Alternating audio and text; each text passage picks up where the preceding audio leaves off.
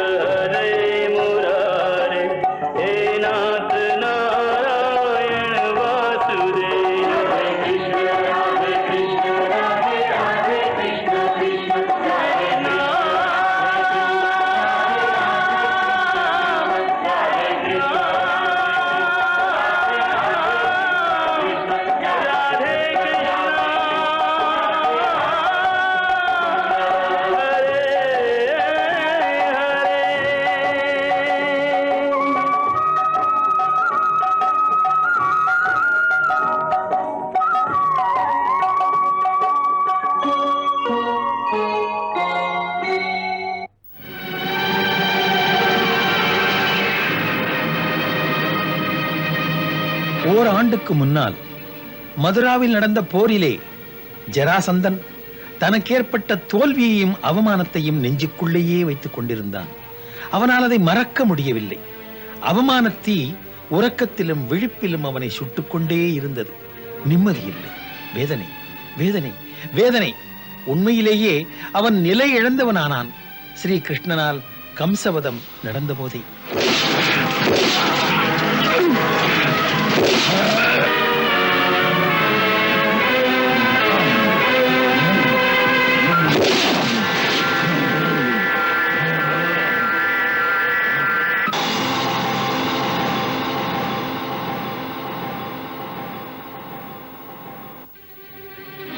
நட்பு அரசர்களை சேர்த்துக் கொண்டு ஜராசந்தன் பழிக்கு பழி வாங்க பல அக்ரோனி சேனைகளுடன் மதுராவை ஆக்கிரமிக்க வந்தான்.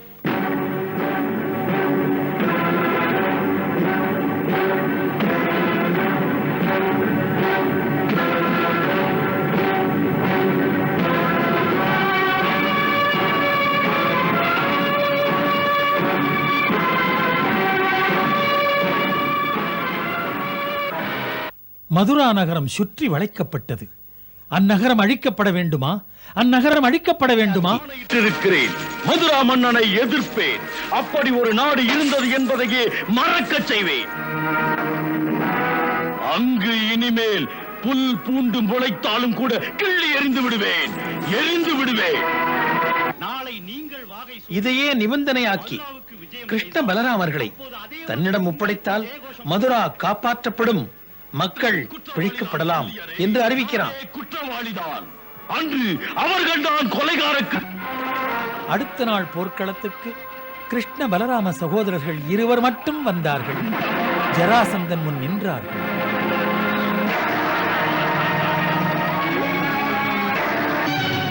அப்போது தெய்வீக நிகழ்ச்சி ஒன்று நிகழ்ந்தது.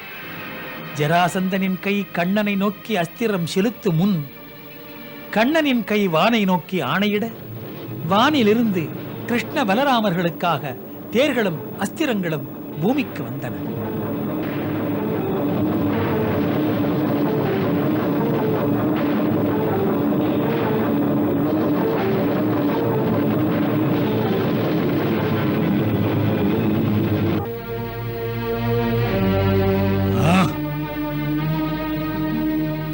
கடும் போர் நடந்தது. கலகலத்து போன ஜராசந்தன் படைகள் சிதறி ஓடின. கை கொடுக்க வந்த துணைவர் பதறி ஓடினர்.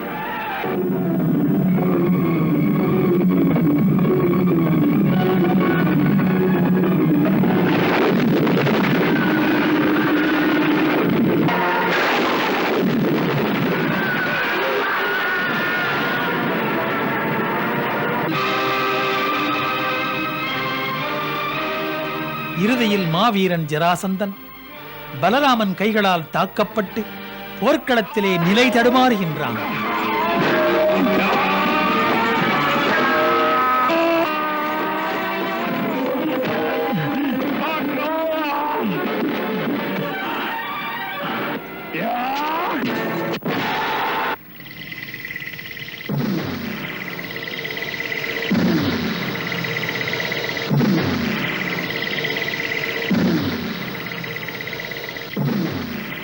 அந்த அவமானம் அன்றிலிருந்து இன்று வரை ஜராசந்தனை சித்திரவதை செய்து கொண்டிருந்தது. துறவியாகி விடலாமா என்று நினைக்கிறான் ஜராசந்தன். நண்பர்கள் அவனை தடுத்து நம்பிக்கை இழந்துவிடக் கூடாது என்று அறிவுறுத்தி பக்கத்துணையாக நாங்கள் இருக்கிறோம், பழிவாங்க மீண்டும் மதுராவின் மீது வாளேந்துங்கள் என்று தூண்டி விடுகிறார்கள். சரித்திரம் சொல்கிறது, மாபெரும் வீரரும் ஆன்மமிக்க சூர புலிகளும் எத்தனையோ போரிலே பின்வாங்கும் நிலைமை ஏற்பட்டது. ஆகையால் யுத்தமே நிச்சயமற்ற விளையாட்டு. ஆனால் நம்பிக்கை இழந்தால் மீளவே முடியாது.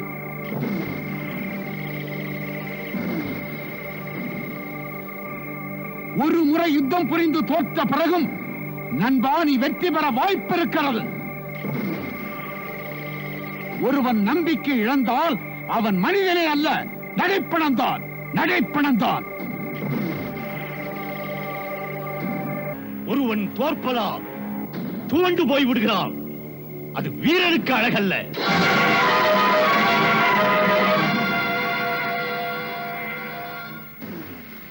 எந்த வீரனின் மனது உறுதி குலையாமல் இருக்கிறதோ அவன் 100 முறைகள் தோற்பான், துவள மாட்டான், வெற்றி பெறுவான்.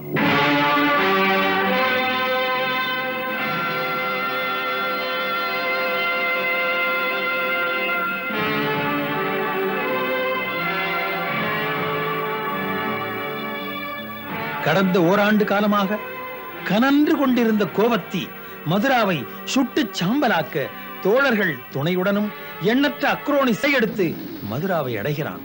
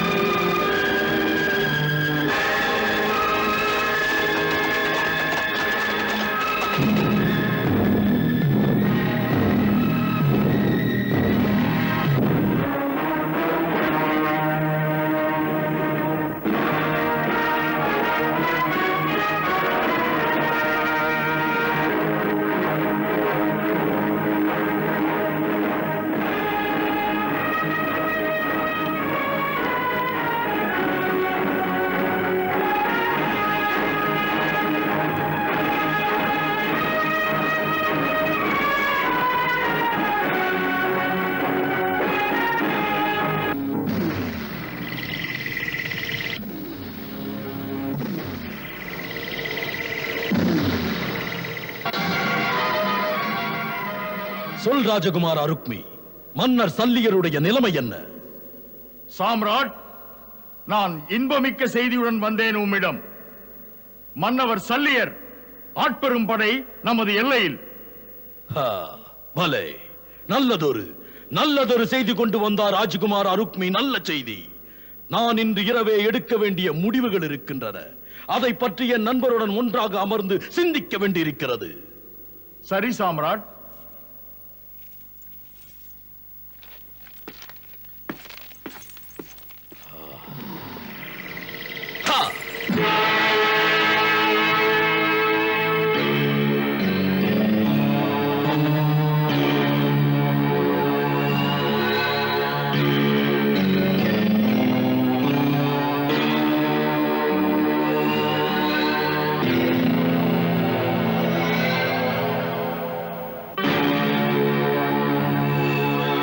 எடுக்கும் முடிவுகளை நன்றாக சிந்தியுங்கள். இது பற்றி நமது ராஜ புரோகிதரை கேளுங்கள். இதே பௌர்ணமி அன்று சேனை மதுரா நோக்கி சென்றால் நிச்சயமாக வெற்றி நமக்கு.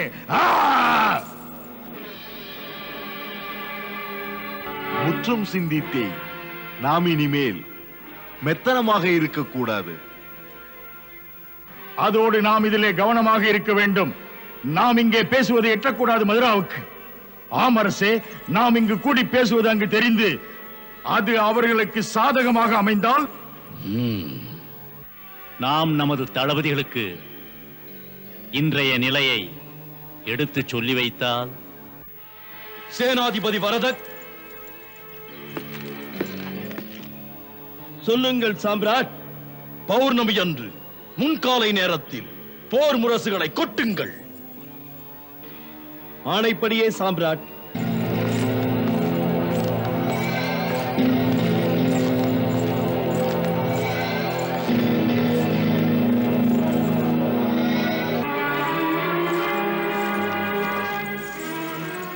அமருங்கள். தாத்தா, காலத்தின் கட்டாயம்தான் இந்த அவசர ஏற்பாடு. நமது ஒற்றற்படை கொடுத்த செய்தி, அந்த ஜராசந்தன் அவன் நண்பர்களுடன் போராடுகின்ற ஆயத்தத்தோடு வருகிறான். அவன் நோக்கம் மதுராவை மோதி அடியோடு ஒழிப்பது.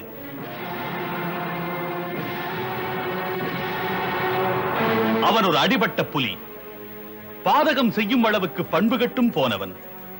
அவன் வெற்றியடைய அறிவிப்பின்றி யுத்தத்தை தொடங்குகின்றான். அந்த மதுராவாசிகள் உறங்கும் நேரத்தில் கொடிகட்ட பார்க்கிறான். ஆபத்தான சமயம் இது. சொல்லுங்கள், என்ன செய்ய? நாம் உடனே செய்ய வேண்டியது அவர்களுக்கு இந்த செய்தியை அனுப்புவதுதான். ஜராசந்தன் படையெடுக்கிறான் என்று. சரி. செல்லும் தூதனிடம் நினைவுபடுத்துங்கள். பிரபு ஸ்ரீ கிருஷ்ணரிடம் நமது எண்ணங்களை பற்றிய செய்தியை, இந்த பெரும் போரிலே நமக்கு மதுராவை காக்க ஆணை தந்தால் அதை நாம் பிறர்க்கரிய பேராக நினைப்போம் என்று. சரி.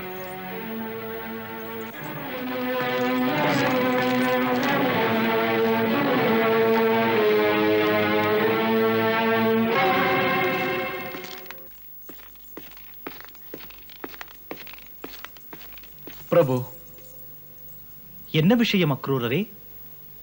வந்த வேகம் வினா எழுப்புகிறது. ஆம் பிரபு, பயங்கரமான செய்தி ஒன்று. என்ன பயங்கரம்? பிரபு, ஜராசந்தன் படையோடு தக்க துணையோடு இங்கே நெருங்குகின்றான். வெறி பிடித்தவன். அவனுடைய சேனை நம் மதுராவை அடியோடு அழிக்கப் போவதாக செய்தி. அஸ்தினாபுரத்தின் மகா மந்திரி விதுரர் இது குறித்து தம்மிடம் உடனே சொல்வதற்கு ஒரு விசேஷ தூதரை அனுப்பியிருக்கிறார். என்ன பல்ராமண்ணா, இவ்வாறு நடக்கும் என்று சொன்னேன் இல்லையா? எத்தனை அக்ரோனி சேனைகள் காயம் பட்டு மடிந்து விட அதுவே உங்களை தேடி வருகிறது. இது முன்பே தெரியுமா பிரபு? இனி மீண்டும் ஒரு மோதலா? காலத்தின் கட்டாயம் அக்ரூரரே. பிரபு, அஸ்தினாபுரத்தின் தூதர் தமக்காக குரு துரோணாச்சாரியாரிடமிருந்து செய்தி தந்திருக்கிறார். அதுவும் தங்கள் பெயரால் தங்களிடம் சேர்ப்பிக்க.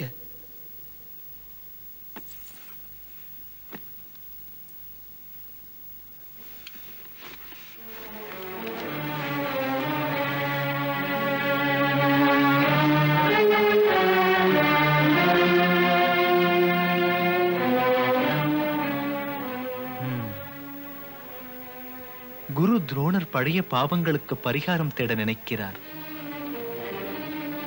அவர் இந்த யுத்தத்தின் போது ஆதரிக்க நினைக்கிறார். இதை சொல்லுங்கள். எமக்கு யார் தயவும் தேவையில்லை. நாம் தனிமையிலேயே மோதுவோம். அந்த அளவு போகாதீர்கள். அவர் பாச உணர்வுடன் மடல் எழுதியிருக்கிறார். அதை மதிக்கும் முறையில் நம்முடைய சார்பிலே நன்றி கூறுங்கள். அதில் எழுதுங்கள், அன்பு கடிதத்தால் எங்கள் தன்னம்பிக்கை பெருகிவிட்டதென்று. இதை பணிவான சொற்களால் எழுதுங்கள். எங்களுக்கு அவசியம் நேர்ந்தால் அப்போது எழுதுகிறேன் என்று.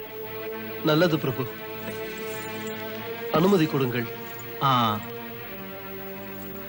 செய்தி தந்த தூதுவனிடம் கேளுங்கள், தாக்க வரும் ஜராசந்தன் சேனை எதுவரை வந்திருக்கிறது என்று. அதை விவரமாக கேட்டு சொல்லுங்கள். எங்கே அந்த படை நிற்கிறது? உங்கள் ஆணைப்படியே.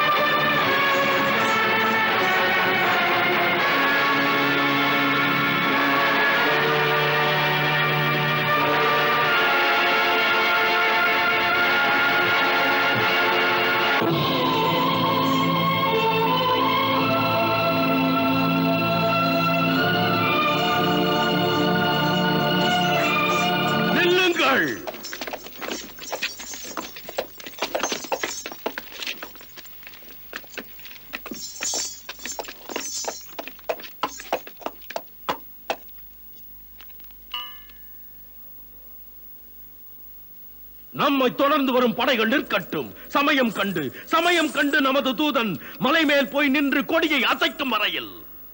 தங்கள் ஆணை. ஓய்வெடுங்கள், ஓய்வெடுங்கள், ஓய்வெடுங்கள், ஓய்வெடுங்கள்,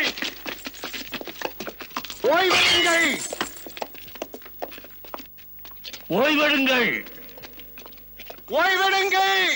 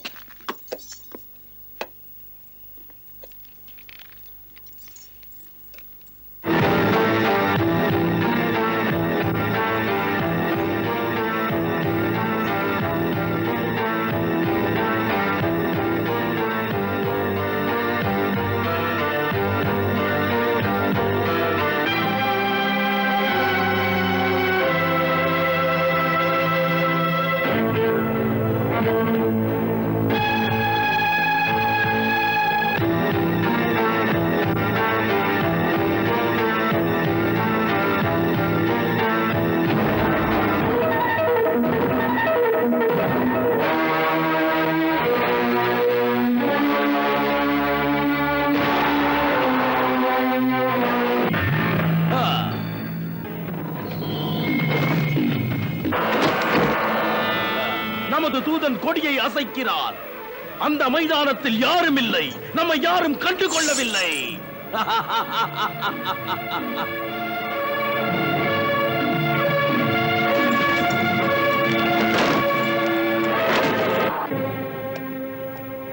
மலைக்கு பின்னால் தான் மதுரா நகர். தக்க நேரம். மலைகளுக்கு அப்புறத்தில் நீ சேனைகளுடன் போக வேண்டும். சேனைகளும் களைத்திருக்கிறது. ஆகையினால் இன்று இரவில் அவர்கள் முழு ஓய்வெடுக்கட்டும். இரவு முடிந்ததும் பொழுது விடுவதற்கு முன்னால் படைகள் யாவும் மதுராவுக்குள் புகுந்து செல்ல ஆயத்தமாய் வைத்திருக்க வேண்டியது. ஜெய்! உங்கள் ஆணை மன்னா. சேனாதிபதி வரதக், ஏற்கனவே நானிட்ட ஆணைப்படி இன்று இரவு நேரத்தில் தங்கும் பாசறை முன் யாரும் கவனமில்லாது தீப்பந்தங்களை ஏற்றி வைக்காதீர்கள். இருட்டில் எதுவுமே தெரியாது. நமது சேனைகள் மதுராவில் புகுந்து விட்ட கதை. அதனால் இந்த மலையின் பின்னே விழிப்புடன் இருங்கள். உங்கள் ஆணை மன்னா.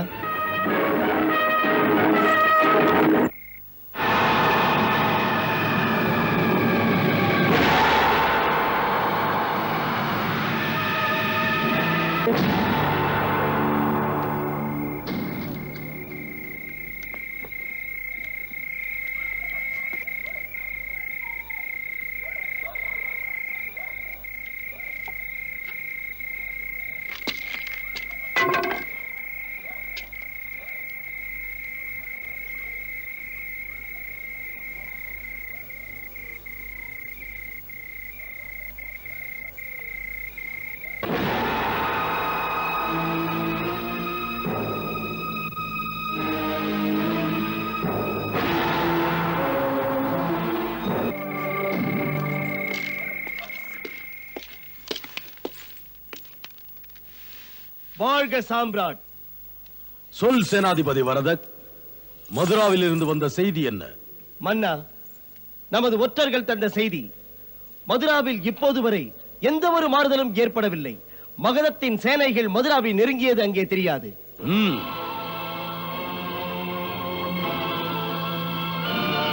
அங்கு மக்களிடையே சகஜ வாழ்க்கை குறையவில்லை. அதோடு அரசே, அவர்கள் சேனையிலும் சலனங்கள் இல்லை. என்ன தெரிகிறது? அங்கு அமைதி என்றால் நமது ரகசியங்கள் சென்றடையவில்லை. சரி சாம்ராட், இது நமக்கு அரியதொரு வாய்ப்பு வரதக், மிக்க அரிய வாய்ப்பு.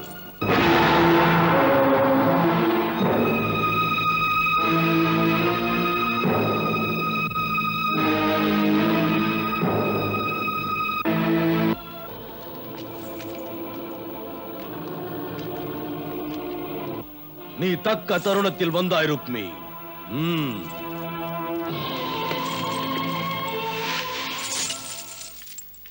ஒற்றர்களின் குறிப்பின்படி இதுவரை மதுராவில் செய்தி எதுவும் பரவவில்லை. நமது சேனை அங்கு நெருங்கிவிட்டதென்று. அங்கு நம் படைகள் தங்கி இரவில் ஓய்வெடுக்கும். அதன் பிறகு விடியும் சூரியன் உதிப்பான் என்றும் போல் கோட்டை கதவுகளை திறப்பார்கள். திறந்தவுடன் தடதடவென நமது படைகள் உள்ளே புகுவார்கள். அவர்கள் எதிர்த்து தாக்க தொடங்கும் முன் விரைந்து செயலாற்றி அந்த அழகிய மதுரா நகரத்தை நெருப்பில் இட்டு கொளுத்துவோம். ருக்மி, சாம்பலாக்குவோம். பலே, தாம் இட்ட திட்டம் மகத்தானது மன்னவா. நாம் இந்த முறை போரிலே முழுதும் மதுராவை அழித்து விட்டால் முடியுமோ?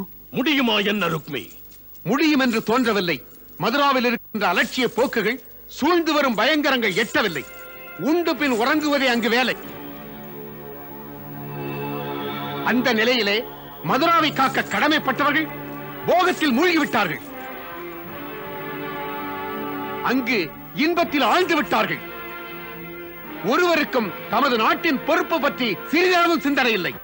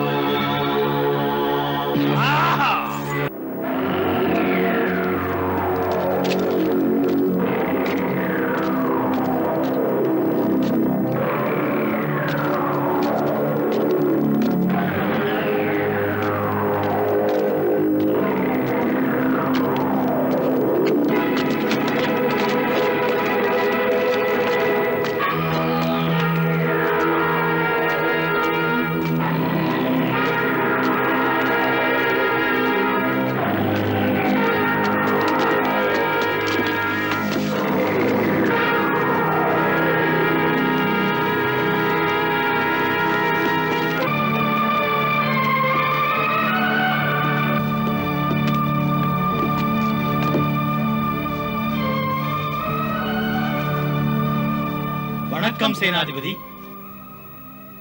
சொல்லுங்கள், ஜராசந்தனின் சேனை மலைக்கு பின்னால் பதுங்கி விட்டதா? ஆம், அவன் படை அங்குதான் இருக்கிறது.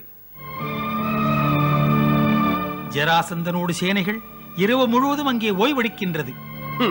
சந்திரவதனா, ஒரு முழு இரவல்ல, ஒரு பாதி இரவு. நள்ளிரவுக்குள்ளே நாம் செல்கிறோம் தாக்குதலுக்கு. இதுதான் திட்டம். நமது படைகளின் ஒரு பகுதி இந்த மலையின் மேலே ஏறி கீழே இறங்கும். நமது படைகளின் இன்னொரு பகுதி இந்த மலைகளை கடந்து நீண்ட தூரம் நடந்து ஜராசந்தனின் பாசறைக்கு பின்னால் வந்தடையும். இதனால் அவன் இருபுறமும் வளைக்கப்படுவான். நம்மிடம் இருந்து தப்பிப்போக வழி கிடைக்காது. நமது வெற்றி நிச்சயமானது.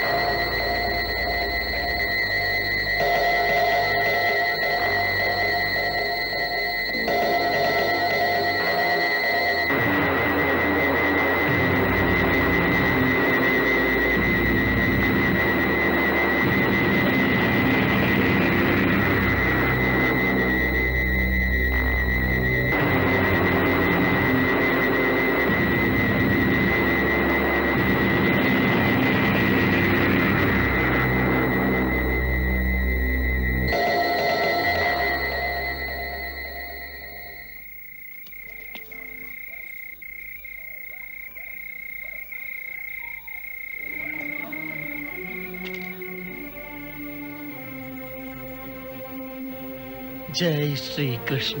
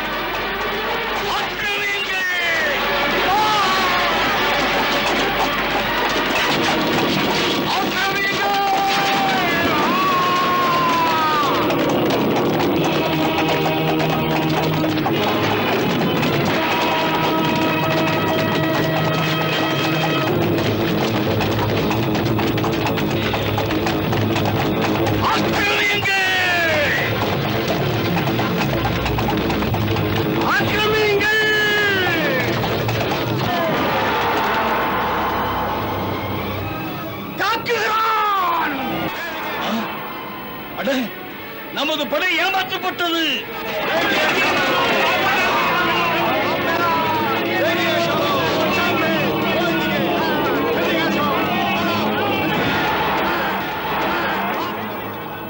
எதிரிகள் முந்திக் கொண்டு விட்டார்கள்.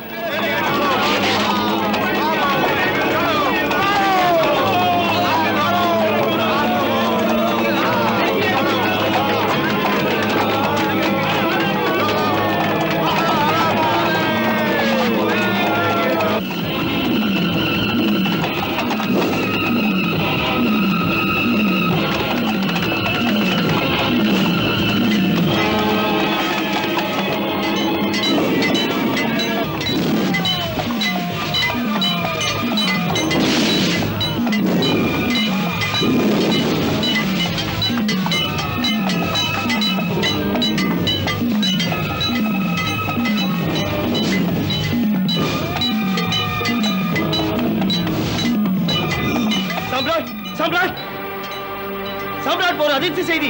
அதிர்ச்சி செய்தியா? எதிரி படை வளைத்துக் கொண்டு விட்டது.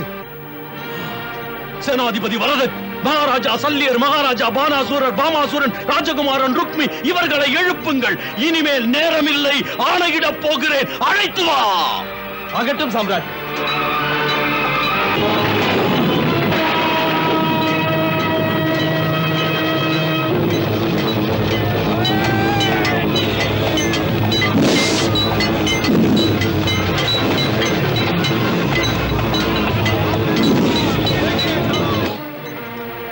மன்னா, ஆபத்து. தூங்கி விட்டீர்களோ? புறப்படுங்கள்.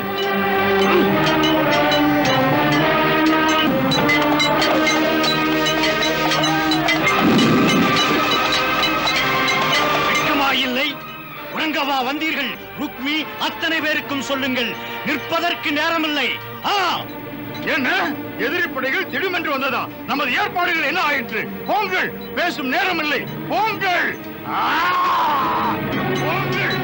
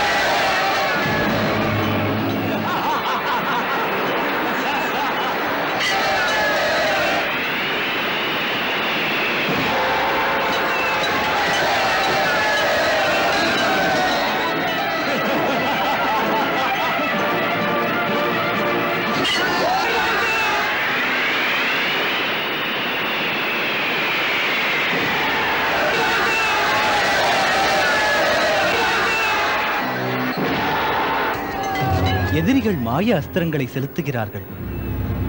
அதை எதிர்த்து நிற்பது அக்ரூரருக்கு எளிதான காரியம் அல்ல. அதனால் நாமே செல்வதுதான் நல்லது. ஆம்.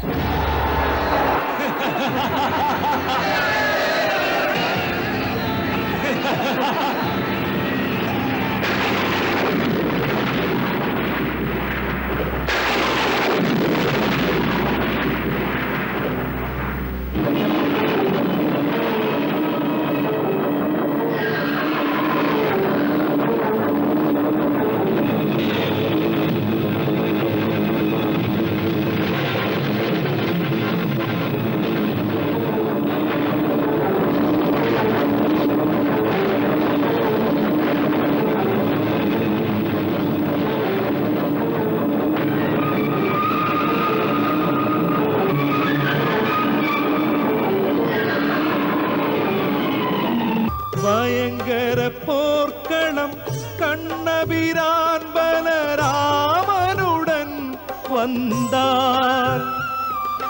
பயந்தனரே விரோதிகளே வியப்பின் எல்லையிலே, வியப்பின் எல்லையிலே.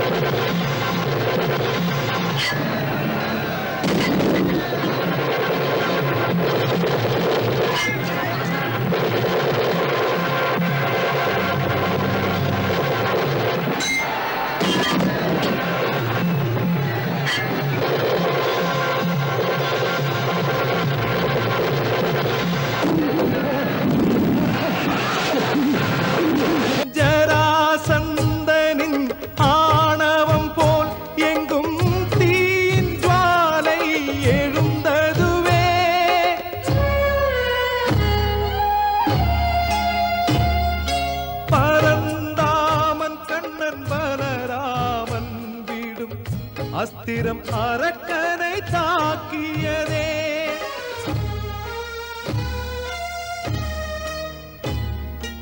அமைச்சரும் முற்ற நண்பரும் உறவோரும் இவன் ஆசையை தூண்ட மீண்டும் மீண்டும் வந்து தோற்று தோற்று சென்றும் திரும்பவும் போர்க்களம் வந்தான்.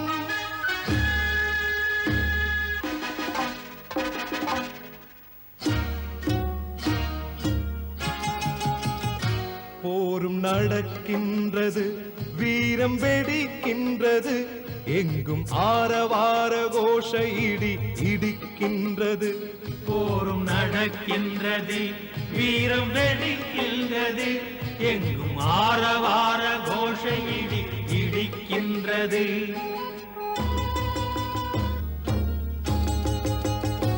பட்ட அவமானங்கள் நெஞ்சில் வேல் பாய்ச்சவே துஷ்ட ஜராசந்தனும் களத்தில் ஓடி வந்தனன்.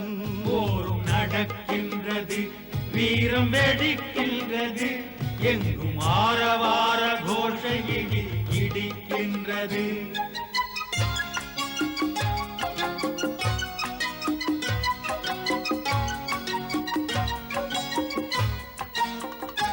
கோபம் தீயானது,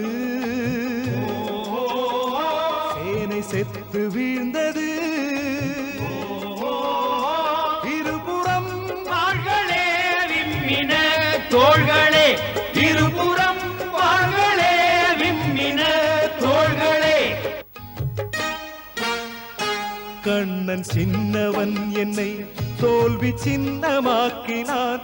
இந்த கரையை வாழ்க்கையில் நான் என்று நீக்குவேன். போரும் நடக்கின்றது, வீரம் வெடிக்கின்றது, எங்கும் ஆரவார கோஷ இடி இடிக்கின்றது.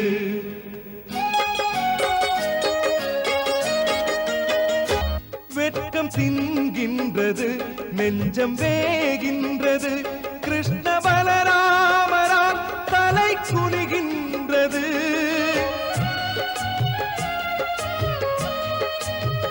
சின்னஞ்சிறுவன் என்று நான் இந்த கண்ணனை எண்ணி எந்த சின்னமதியினால் இன்று சிறுமை அடைகிறேன். கண்ணன் சின்னவன் என்றும் உன்னை மன்னவன் என்றும் எண்ணம் எண்ணம் கொண்ட உன்னை நீ இன்று எண்ணிப்பார்.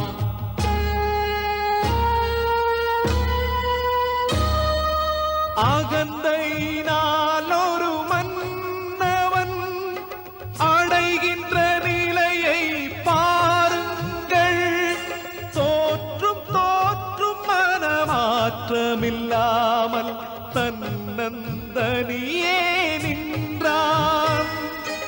இன்றும் தோல்வியை கண்டான்.